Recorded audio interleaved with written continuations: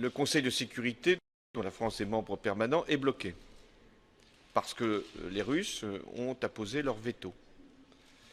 Nous avons une situation humanitaire qui est inacceptable.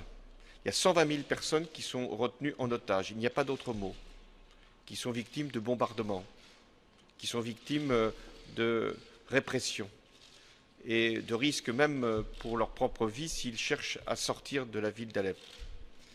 Hier, j'ai reçu non seulement les représentants de l'opposition modérée, mais surtout toutes les organisations humanitaires qui travaillent encore à Alep ou dans d'autres villes assiégées.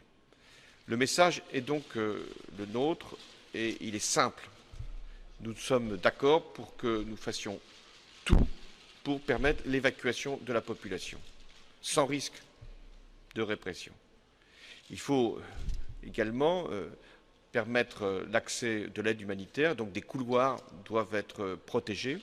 C'est ce que nous allons nous efforcer de faire auprès des Turcs et surtout des Russes, puisque ce sont eux qui ont la possibilité de faire pression sur le régime, même si je ne confonds plus le régime et les Russes. Néanmoins, il est clair que sans les Russes, il n'y a pas de régime syrien qui puisse mener des opérations. Des opérations militaires, on le voit, donc des opérations humanitaires.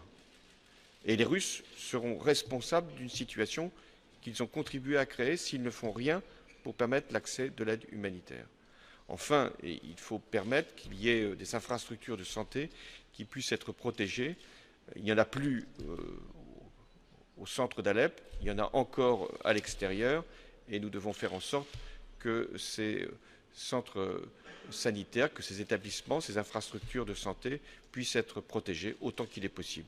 Donc il y a une urgence humanitaire, il y a un ultimatum humanitaire que nous devons ici prononcer parce que ce sont des vies qui sont en cause, des dizaines de milliers de personnes qui sont retenues et c'est notre devoir d'agir. Nous avons trop tardé pour le faire sur le plan politique, même si la France, comme l'Allemagne, a toujours été à l'initiative. Mais là, il faut agir sur le plan humanitaire. Vous savez combien j'ai regretté que nous n'ayons pas eu, lorsque les armes chimiques ont été utilisées, la réponse qui était attendue de la communauté internationale. Mais aujourd'hui, c'est une situation qui est encore plus grave, puisque c'est des dizaines de milliers de personnes qui sont en cause. Donc nous allons agir. Nous devons agir et nous agirons.